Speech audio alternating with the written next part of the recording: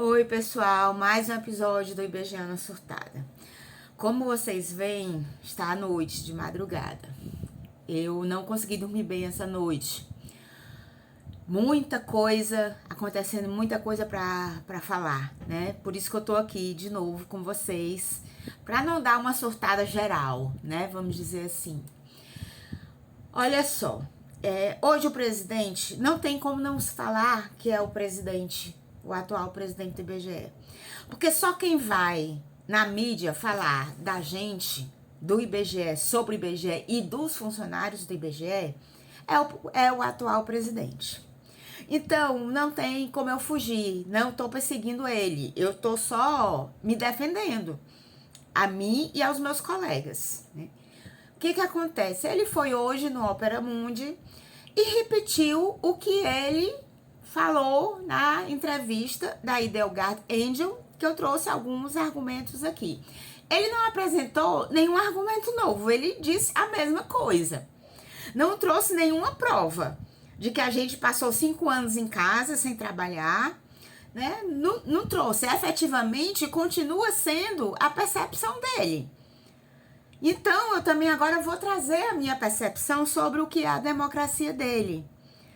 É uma democracia voluntarista, sem método. Começou naquele diálogo Zoom.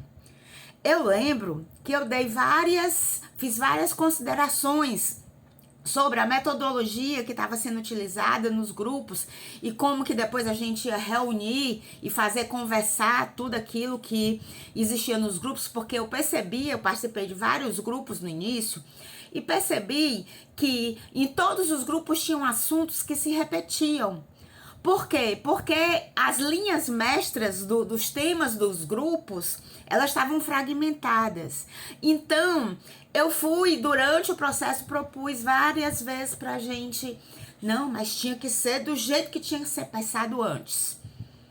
Sabe? Então, assim, a democracia, quando a gente consegue debater os pressupostos, as formas como as regras do jogo, como o jogo se organiza, não é só ir lá e jogar.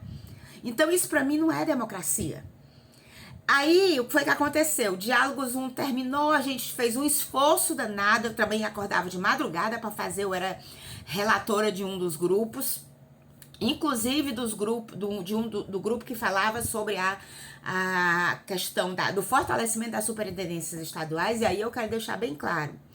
Ele diz que tem gente que não quer acabar com o status quo, né? Que é contra a mudança que ele está propondo, porque quer manter o status quo. Eu fui uma das pessoas que sinceramente abriu o coração naqueles diálogos e disse que as superintendências precisavam ser mais ouvidas. Elas já são, mas precisavam ser mais ouvidas. Eu lembro até que antes dele entrar, quando a gente estava no censo, que eu sempre fui uma pessoa, e sou, e acredito que vai ser muito difícil um dia eu deixar de ser, eu posso melhorar um pouquinho. Questionadora, crítica, sabe? Que acha que tudo pode melhorar. Às vezes eu sou até a chata de todas as ocasiões, né? A minha função social é ser a cri-cri. Então, eu me lembro que uma vez, durante o censo, eu falei, porque o Rio de Janeiro não escuta a gente, ele podia, né, fazer isso assim e tal, a gente tá aqui, a gente sabe como é que é difícil fazer dessa forma e tinha um outro jeito e tal. Aí um colega meu olha pra mim e disse assim, por que tu não vai pro Rio de Janeiro? Aí eu disse assim, porque eu indo pro Rio de Janeiro, eu vou resolver o meu problema, Gisela Colares Gomes. Eu não vou estar resolvendo o problema das superintendências estaduais estarem sendo melhor ouvidas, né? Então, eu quero dizer que eu não tô aqui com medo de perder status nenhum, porque o meu status é aquele que acreditou nele, que ia realmente fazer uma transformação. E não só mudar a cara, uma maquiagem no processo, né, vamos dizer assim, de status quo, porque quem tá mantendo o status quo é ele. A partir do momento em que ele não faz o que realmente precisaria ser feito para ajustar as coisas, como a gente acreditou durante o Diálogo Zoom, quem tá mantendo o status quo é ele. Então, eu quero dizer que democracia não é só voluntarismo, não é só deixar as pessoas fazerem uma catarse psicológica, emocional. A democracia, ela, para ser verdadeira, ela tem que ter um método. E o que é que aconteceu do Diálogos 1 para o Diálogo 2? Ele, quando terminou o Diálogos 1, a gente entregou toda a documentação, que também foi bem limitada. Por quê? Porque a gente tinha todos os e-mails das contribuições que foram feitas, e aí a gente fez a condensação, perdi, né, noites fazendo a conversa, né, entre os e-mails para poder traduzir em ideias, né, que estavam repetitivas nos vários e-mails, colocar tudo numa ideia só e tal. Tava um trabalho maravilhoso, mas aí quando era no final, a gente tinha que resumir tudo que tinha que ser discutido em 12, quer dizer, era uma diretriz para cada grupo, né? Uma diretriz única para cada grupo e acho que era 400 caracteres que tinha que ter. Quer dizer, o que é que você consegue depois de um debate daquele trazer à tona uma metodologia dessa? Mas tudo bem, a gente fez acreditando que depois ia ter uma continuidade, que a gente ia retomar os trabalhos, as discussões. Sabe como é que foi que retomou os trabalhos e as discussões? Foi assim, um belo dia aparece uma portaria nomeando algumas pessoas pré-escolhidas de forma estabelecida para serem mediadoras e relatoras dos novos grupos do Diálogo 2 e os temas também, né, foram trazidos da cabeça não sei de quem, porque também não foi escolhido os temas. E eu me lembro que na época eu disse assim, eu não vou fazer parte disso não, vai ser mais um circo. Vou perder meu tempo não. Entrei em depressão, né? Muita gente acha assim que eu fico me expondo, né? Que eu tô aqui falando que eu me exponho não só porque estou dando a cara a tapa, mas porque exponho as minhas vulnerabilidades. Gente, olha, só cresce, só evolui quem olha para si mesmo e sabe o que está acontecendo, sabe se compreender naquele contexto. Sabe? Eu não tenho medo de dizer as minhas vulnerabilidades, porque também eu busco de coração, né, transformar e melhorar. Então, não tenho medo disso, não. Posso até ter medo de sofrer um PAD, né? Ele pediu aí 5 pessoas, né, para ministra. Mas, enfim. Então, a democracia é essa daí.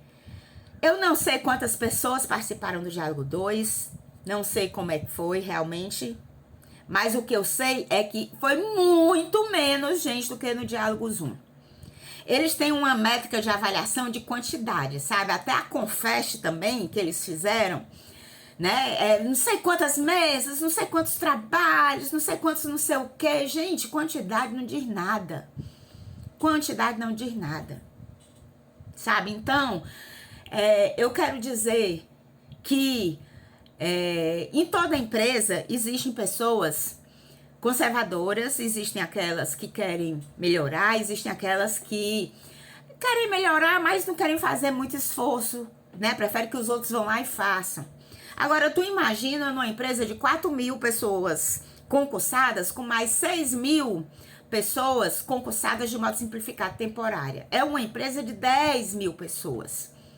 Como é que você vai e pega uma massa de pessoas dessa que dá para fazer uma pesquisa, mas não foi feito nenhuma pesquisa, sabe? Entre depois, vamos dizer assim, os grupos discutiram, houve uma flexibilidade na forma de organizar a discussão, a gente conseguiu dizer, olha, é melhor fazer assim, é melhor fazer assado e tal, e depois disso, as propostas que saíram, foi colocada numa votação plebiscitária, vamos dizer assim, numa pesquisa, né?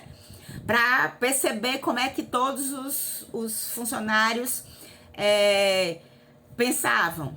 Foi feito isso? Foi não. No Diálogos 2 eu não sei o que foi que saiu, mas de qualquer forma eu sei que o Diálogos 1 ele ignorou muita coisa, as principais coisas ele ignorou. As que ele não ignorou ele tá fazendo do jeito dele e não do jeito que a gente propôs. E aí ele diz que a gente é conservador, que a gente não quer mudar o status quo. A gente quem, cara pálida? Quem é que não tá querendo? Eu sou uma das pessoas que iria ser beneficiada com as superintendências sendo mais ouvidas. Mas eu também não estava querendo benefício para mim, não, porque a minha angústia não é, como o povo diz, né?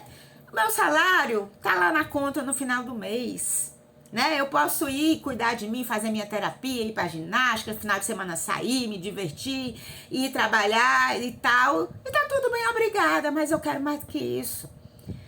Eu tô trabalhando no IBGE como se eu estivesse trabalhando em qualquer outro canto pra fazer a diferença. Agora, pra fazer a diferença, é pra fazer a diferença pra todos, não é só pra mim, sabe? Então, não dá pra você pegar, botar todo o mundo no mesmo saco, porque de repente ele soube de casos, né? 10 mil pessoas trabalham na instituição, ele soube de alguns casos de pessoas que são mais relapsas, cá pra nós em todo lugar tem. Mas, gente, é da natureza humana, tem isso nas igrejas, nos partidos, nos clubes, em tudo que é canto. É questão de personalidade e perfil das pessoas.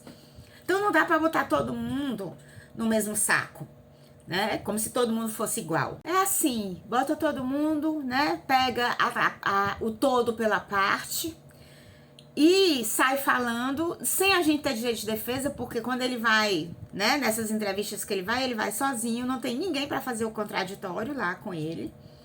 As pessoas ficam fazendo as perguntas pra ele dar o show dele, né? Isso é democracia?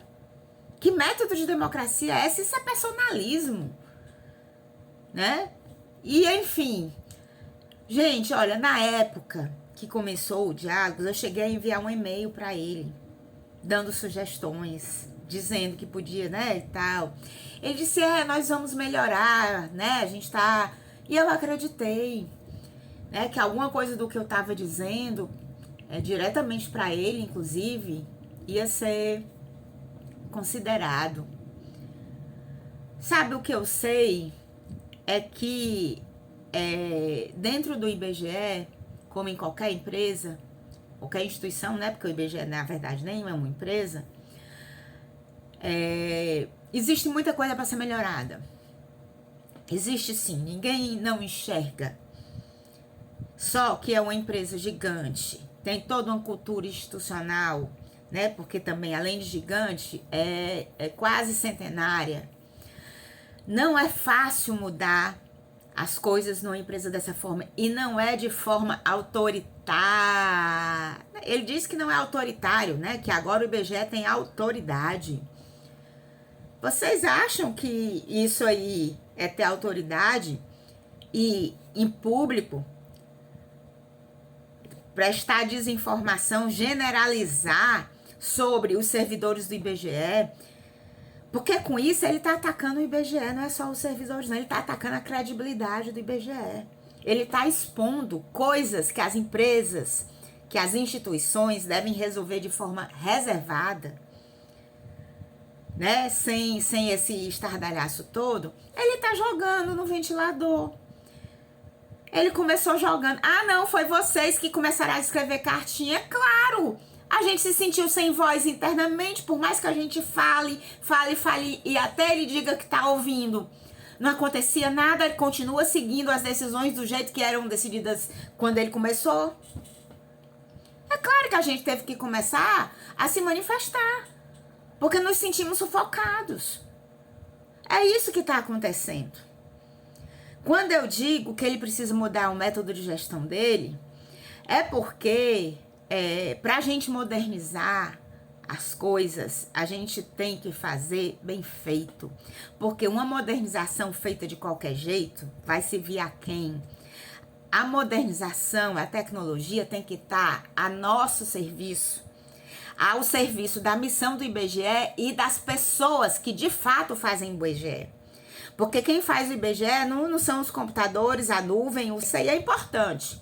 Mas quem bota esses computadores para funcionar, para se movimentar, somos nós.